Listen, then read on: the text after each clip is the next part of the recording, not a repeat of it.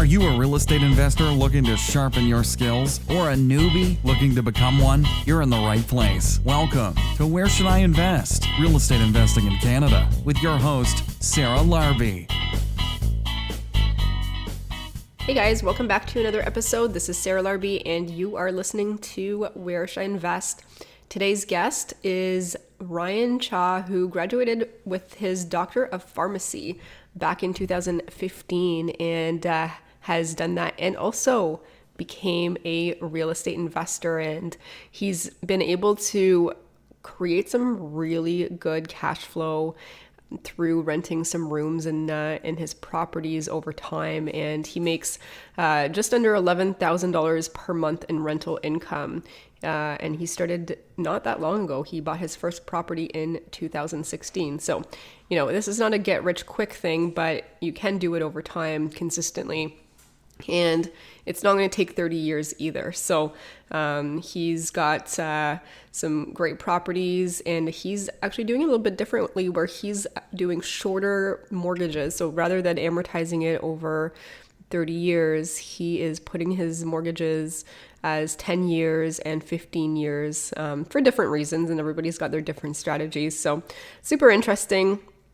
Hope you guys enjoy the podcast. And by the way, if you haven't yet gone to therightclub.com, we have now launched a whole online platform so you guys can actually ask questions, get answers for any real estate investing questions you might have, find your team of experts as well to help you move forward, get referrals, and so much more. So check that out, therightclub.com. It's free to register. You might as well, and feel free to add me as a contact as well. So hopefully you guys enjoy the podcast, and reach out if there is anything I can help you with. Sarah at sarahlarbi.com.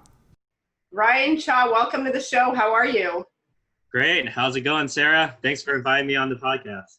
Absolutely. My pleasure. Now, where are you dialing in from today? I'm dialing in from California. California. I'm a little bit jealous of your weather. Oh yeah, definitely. Whereabouts in California? Sacramento area. Okay. But I actually invest in Stockton, California, which is about an hour away. Awesome. So how did you get into real estate investing? I would say I was first inspired by my grandpa. He bought a couple properties in the Bay Area. And then from that, he was able to retire early. And basically all the rental income paid for all of his expenses. So that's why he was able to retire early and then live, basically have the income paid for all of his expenses until he lived to a ripe old age of 93 and a half. So not only that, he was able to help pay for my college tuition and that of my brothers as well. So I realized that real estate is really one of the best ways to create generational wealth. And, I kind of got into the whole financial freedom movement, right? Where basically I want to be able to do what I want, where I want, with whom I want to do it with, and basically live a life on my own terms. So that's why, my goal was to create a six-figure passive income that when my properties are paid off, just basically let me live my life and support my family, support my parents, and then maybe travel more. Awesome. So what does your portfolio consist of then today? So it's 4 single-family homes. I bought one a year. I started in 2016. I wanted to get started right away. So after, first of all, I graduated as a pharmacist in 2015. So after a year of saving up, I just put all of my money on a down payment on my first property. I bought for $262,000, and it went up to $320,000 around now. So yeah, just from the appreciation, I actually made quite a bit. I did actually make mistakes as well on that first property, which we can talk about later. And then I bought one property a year after that, and now I'm 27, and I have 4 single-family homes and 18 tenants, and that makes me $10,755 in rental income per month. So what's your tenant profile? So I invest in college towns. What I do is I buy a single-family home, about 3-minute walk from the college And then I try to create extra bedrooms where I can. So I'll turn an extra family room into like a bedroom, for example, or sometimes I'll put up drywall and create an extra bedroom that way. And that only is like $1,000 project or so, but each room rents out for around $620 per month. So, that's totally worth it to put in that extra room, and then it really maximizes my profit. Usually I would be able to get like $1,700 on a property if I were to rent it out as a single family home. But if I rent out per bedroom as like a kind of like a multi-unit property, then I'm able to get $2,700 to $3,100 per month, depending if I do a 4 or 5 bedroom. So the student rental is definitely bringing you the income. I know in some areas, so like you're in the US, but we have some rules and regulations on how many people can be in a single family property. And one of the ways often we get away with it is we have everybody on one lease, as an example. What are the rules and regulations out in California on student rental? Yeah, exactly. So you definitely have to check with your city because it's very city specific. For the city that I invest in, I called up the city planning and development commission, right? And they said as long as you create a business license with the city, you're allowed to even have multiple leases on a house. And this is city specific, like I said, so you always have to check with your city. So I'm allowed to have multiple leases. I'm allowed to have multiple people in each bedroom because there's also a lot of people who do this. As long as I pay, the city tax, the business tax for the business license, then all that is, legal. So yeah, just, check with your city, write down who you talk with, right, to make sure everything's legal. But yeah, it's allowed in this city. Mm-hmm. So just out of, just to get an idea, so you were giving me an example of one of the properties that you bought and the price, like what, if somebody wants to go and buy in your market in California, like what kind of price ranges are they looking at? Ooh, yeah, California, depending on the area, I would say Sacramento's in like the 500,000, 400 or 500,000 price range. US, yeah. And that's kind of why I bought in Stockton, because it's around 250,000 to 330,000 or so, around for a 3-bed, 2-bath. And those are the properties I go for, basically cookie cutter properties, right? And I wanted to invest in Stockton because it made a lot more sense cash flow wise. If I were to buy a 500,000, 3-bed, 2-bath, I would be having to make a lot more per bedroom in order to make it work. But for 300,000, it makes a lot more sense.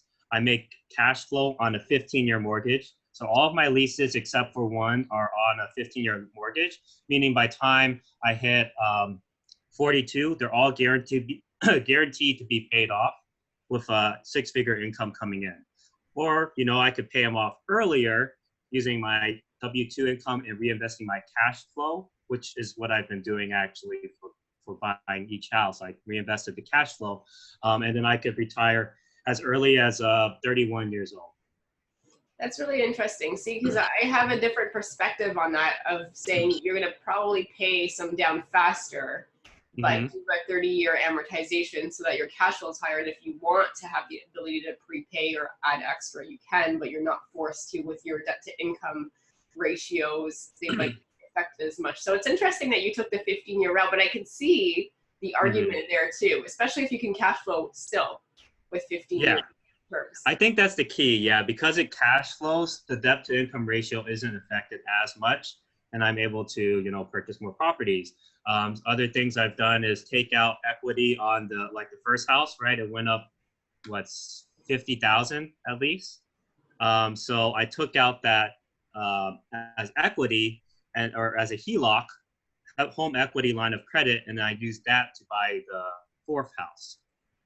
Got it. And then you just factor in the cost to service the debt on the HELOC into your cash flow for your house number 4. Exactly. Yeah. All right. Awesome. So, yeah, there's definitely an argument for doing the 30-year, especially for the debt to income. But, for me, I figured I'll be paying these back relatively quickly. And plus, I do have the pharmacy income I could use as well as leverage. So I'm able to just do the 15-year and get a slightly, a lower interest rate I would say about 0.5 to 0.21% lower Yeah, interest rate by doing the 15 years. Yeah. interesting. I mean, I know the financing world is so different, U.S. versus Canada. I mean, you know, I mean, it's just not remotely the same thing. But just out of curiosity, like when you're saying lower, Yeah. what is a lower interest for you? As we're talking in March of 2020. Right now, the interest rates are around 3.25%. I just called up my lender. But so that's on the 15-year. I would say a 30-year is more like 3.75 to 4% right now. Not a But big they're difference. expected to decrease because the Federal Reserve, of course, lowered their interest rates, the federal fund rates, right? And then they're expecting to do quantitative easing and all that. So they're thinking, yeah, the interest rates will lower. Yeah, The no, next I mean, it's interesting. I always say this to my Canadian fellow investors is when it comes to taxes and financing properties and some of the legalities, it's completely different, right? But the structure, the type of real estate strategies, the numbers in terms of like how to analyze certain things are quite similar. So there's still things that are applicable, but then there's still a lot of things that are not. But talking about things that are Yeah. applicable, you mentioned that you had made some mistakes in the beginning that you learned from. I'm sure that's applicable for all Canadians too. What is that for you? Yeah, so actually the first house I bought was over 100 years old, and I didn't really do my due diligence on, examining the property during the escrow phase. One thing I learned that I should have done is a sewage lateral line inspection. It only costs a couple $100s, but for me it would have saved thousands. So what happened is I got a call on, I think it was a Saturday night around 11 p.m. saying, you know what, there's sewage coming out of the kitchen sink onto the kitchen floor. So, you can imagine I was panicking, trying to call up plumbers, and I had to go through like 4 or 5 numbers before I finally found someone who would clean up the place and sanitize it, right? And then eventually I had to also put in a sump pump. And then we stuck a camera down the sewage pipe, and we found out the whole pipe was pretty much busted. So the whole line would have to be replaced, and it cost $6,000 to do that. So overall, probably $9,000 just spent on that sewage line inspection. Not only that, I also had like pest control issues. I had rats, I had fleas, and a lot of that could have been prevented by doing preventative maintenance type of stuff. So all in all, I would say I probably spent like over $20,000 on that property. I didn't necessarily have to spend that much if I'd done more preventative maintenance. And like I said, if I did the sewage line inspection during the escrow phase, I could have used that as a negotiation point at the point of closing. Maybe they could cut me a check to replace the line, or they could replace the line during escrow phase, right? Yeah, as you were saying this, I have a house. My very, very first property that I bought was built in 1851, or I don't know, something along those lines. And exact same thing, but it is from tree roots that were going into the plumbing. So it cost us about that. I think it was like $9,000. And the government, there was like some kind of program where we got a bit of a rebate back. But it was definitely a good learning experience. So like anybody that's got, in my opinion, moving forward, a tree, a big tree in an older house with older pipes, get scoped, because chances are that the tree roots might have started already, going through, and we probably still would have bought it. We probably still would have bought it, but it's good to factor that stuff in and potentially factor that stuff into your selling or your offer price, right? Exactly. Yeah. That's the exact same case for me. I had these big oak trees, right, and they dug their roots into the cast iron piping. So, yeah, good point. Yeah, it's not always rainbows and butterflies. Like shit happens once in a while too, but over time, it's all worth it. And you learn to like do your due diligence too, right? Once you get experience, you learn for the future. These are some of the things I could do. So one of the things I did to prevent pest control problems in the future was try to remove trees where I could, right? And the squirrels and the rats, like on my first house, they would climb the branches and then get on top of the roof and then enter the house that way. So just by trimming the branches or removing the trees, that prevents a lot of pest control issues. You could also prevent a lot of plumbing issues by using, plumbing products. Like one I swear by is called the Green Gobbler. You just pour that down your kitchen sink and showers, and it eliminates pretty much virtually all plumbing issues. And it basically gets rid of the hair and the grease. And yeah, then no, I haven't had plumbing issues since I've had my tenants pour that down twice a year or so. And it's called Green Gobbler. I don't know if we have that here. Yeah. Okay. Okay, cool. Oh, the Green Gobbler. Yeah, it's a really great product. So what, twice a year? I mean, I do my my inspections twice a year on my property, so it could be a great thing to just add with the handyman that's going through with us to be able to do at the same time. So great tip for sure. Yeah. So Only takes a couple minutes. yeah, exactly. In this student market, like how are you doing your leases? Are you doing them for like the 12-month term, not 8 months, 9 months? Like how's that looking for you? I am. So yeah, so I have an investment strategy for which tenants I look for as well. So I do want to prioritize professional students or students in professional schools like pharmacy, dentistry, medical school. A lot of times, like for the school I invest in, the schools are year round. They have a summer session as well. So they basically need the house for the full year. So that's one reason I do 12-month leases. I do find undergrad tenants still. I usually prefer third or fourth year students because they're usually more mature than the first and second year students I find. And I don't give them the option to do a 9-month. I do a 12-month, and they have the option to sublease during the summer for summer school students if they need help with that. But usually they're able to find summer school students.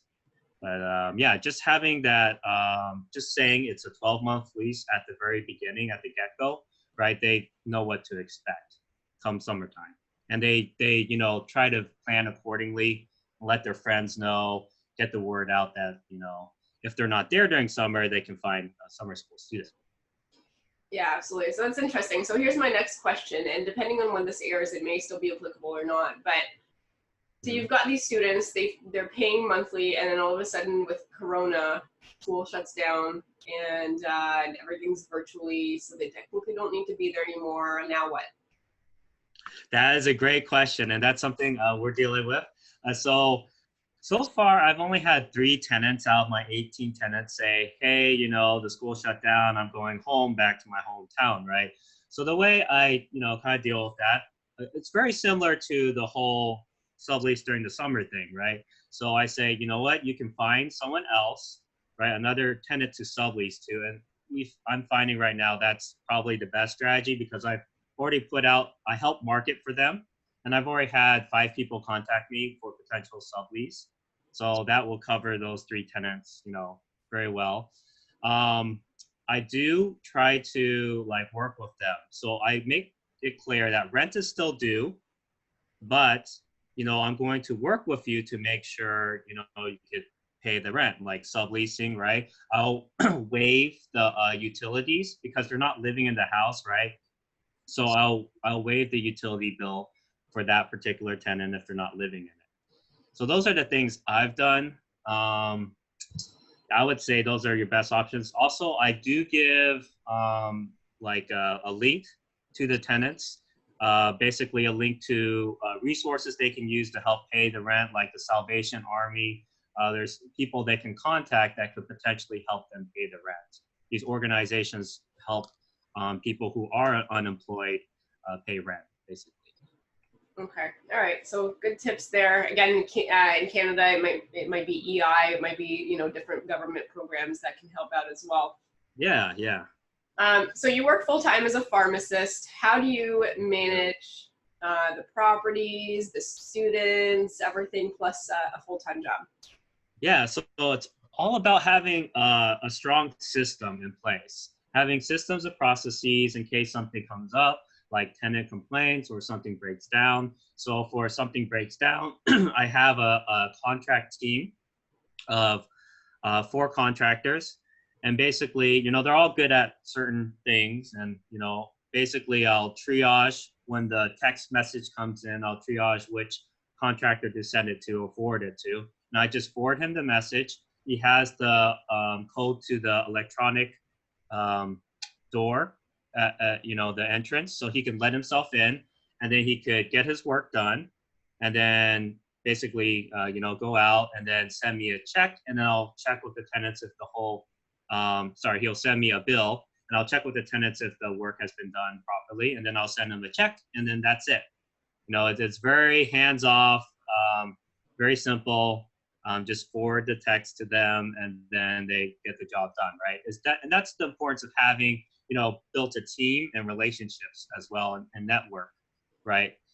Yeah, absolutely. It sounds a lot like what I do as well. Like if there's a plumbing issue, it's like a call or text to my plumber. I'm like, here's the house, and here's the tenant, and they communicate. They go fix it, and then I get an email invoice, and then I make sure that gets paid right away. Like I don't even allow like one day to go, because then they're gonna say, if I do something for Sarah, I get paid right away. Like that's, unfortunately, with trades, that's one of the biggest issues they see, right? Is having to chase money. So don't be that person.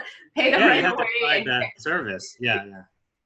Absolutely. Cool. So what are some things that you do when it comes to maintaining the property, or just like some tips that you can offer on even just management in general?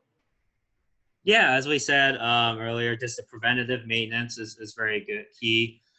There will be issues where tenants, like if you do what I do and you rent out per bedroom to maximize your profit, there will be issues where a tenant might complain about another tenant.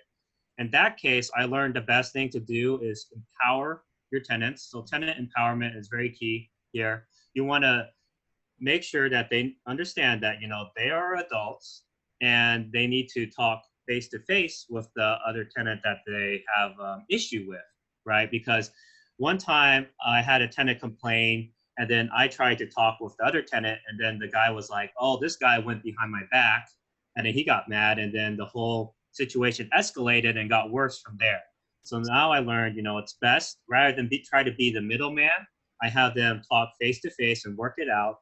And if it's still not worked out, then I'll give a call to the other guy, and then come up with an actionable plan, like certain things that they will do to make sure the issue doesn't come up again, right? If that doesn't work, I've only had to do this once. You can always go, like for my, tenant class, you can always go to their parents and say, hey, your child or whatever has been, causing these issues, unfortunately, with other tenants, and we've had these complaints, and then can you please, talk to them? And it's cleared up right away after that. That's awesome. So when you've got new tenants coming in, like, do you vet them based on how they're going to gel with the other students, or do you let them kind of bring their own friends in the other rooms? Like, how does that work? I do. So I prioritize groups, and that's just kind of like efficiency of filling the rooms, right? So if they do have a group of 4 people or 5 people, I say, great, you guys get the whole house, right? Sometimes I do try to vet students and see who's better with whom, but I also kind of try to, mix it up, because I want, if there are like students who are more prone to party, and you can kind of tell from their social media profile, right? Then I'll put them with tenants who are like in professional school and also need to study, right? So like if the guy does want to, have a party, the other guy says, hey dude, that's not cool because I got a final tomorrow, or I got a midterm, I got to pass, right? I got to get my degree. So kind of mixing them up like that kind of creates this atmosphere like, okay, well, we can't create like a frat boy house or anything like that, right? Yeah. So I've never had like real issues with like crazy partiers or anything, just by targeting the right tenants, right? And just vetting them, like you said. And if you're targeting the ones that are going into pharmacy school, I'm sure that those types of students are going to be pretty studious in comparison to maybe somebody that is just doing a generalized program, or I don't know, something else. Yeah, exactly. Get like shot here. Exactly. If I like saying another program, but they're all very. I would say a lot of them, they just use the house to sleep and shower, and most of the time they're studying at the library or they're in class, right? So I kind of minimize the damage to the house because of that. And not only that, the parents sometimes they'll come in and they'll clean up for their kids, and so they'll vacuum the whole house potentially. And so I also have that added benefit of, the tenants help maintain the parents help maintain the houses too. Do you provide them things like vacuum and cleaning supplies, or is that up to them to I buy? do, yeah. I do provide like everything I can, all amenities I can, all like furnishings. So I provide for each bedroom, I provide a bed, a desk, a chair, and a nightstand at a minimum, and a standing closet if there currently isn't a closet. And then a vacuum cleaner, like a shovel, a rake, like do you provide those things too? I guess you wouldn't need a yes. shovel in California, but yeah. I try to get it from the previous owner, obviously at a discounted price for the most part. But yeah, I do provide everything, and it's a big like you have to, of course, put up the capital expenditures one time, but then it pays off in the long run because your house is now a lot more attractive, right, to the student market, and plus you're able to write off all of those expenses in your taxes. So absolutely. why not? So when it comes to like water, gas, hydro, I mean, I guess whatever you guys have out there, how do you split that? Or is it included in the rent? It's split evenly among the tenants. Yeah, so at first I did utilities included, and then I realized that, the tenants could jack up the energy bill, and, I would ask them to maybe use less energy, but they wouldn't really care because I'm the one paying for it, right? So by putting it on, based off of how much they use, they also have to pay for how much they use, right? It seems to work out a lot better because now they have motivation. Like if they do overuse the energy or abuse the energy, or water or whatever, then they will also have to pay for that extra amount in utilities. Okay, so how does that work? So you get the bill and then you give it to them and you say, send me like money, each of you the same amount, or is there one that like is in charge of collecting the money and sending you the amount? Like can you just walk us through the details? So the second option, exactly. Yeah, that's a great question. I would say, again, I'm all about tenant empowerment. So if I can get one tenant to take the responsibility for paying the electric bill and the internet and the water, right, then I'll have them put the bill in their name, right, and then they will pay the bill, and then they'll collect from the other tenants. Got it. Okay, that's a great way to do it as well. So it doesn't even have to go to you first, and then exactly. Yeah, then that's another way to automate the whole thing because I work a full-time job. I used to work 40 hours as a pharmacist. Now I cut down to 32 because the rental income is starting to allow me more time freedom. But yeah, I used to work 40 hours. So managing 4 properties, I figured out how can I automate every single process so that I only spend nowadays I only spend, I would say, less than an hour a week on the properties. Very cool. Awesome. So thanks for sharing your insights. The next part of the podcast is our lightning rounds. I'm going to ask you a series of 5 questions. Everybody gets the same 5 questions. And you're going to give me the first answer that comes to mind. Are you ready? Sounds good. I'm ready. Question number 1. What is your favorite real estate investing book ever? Other than Rich Dad Poor Dad, I would say, because I'm sure everyone says that, I would say Millionaire Real Estate Investor by Gary Keller. That one's a great one that goes over importance of building a team, networking, and the mindset piece as well, which I believe is very important as a real estate investor because things will come up that might, shift your mindset, but you have to keep on track and, say, this is what I set out to do, right? This is what my goal was, and then that will keep you back on track. Yeah, absolutely. Great book. Number 2, what is your favorite podcast? I would say, the Rich Dad Poor Dad podcast is pretty good. Bigger Pockets is great too. Okay. I go on a lot of podcasts. I would say that one's a great one. Yeah. Question number 3, what is your favorite pastime when you are not doing anything real estate related or working? I play violin, and I do martial arts in my free time. So yeah, those are. I would say actually recently I've been getting into bouldering. That's really fun. It's kind of like rock climbing, but there's no harness. So, oh, wow. Yeah. Sounds scary. Question number 4. If you lost all of your money and your assets tomorrow, how would you start again?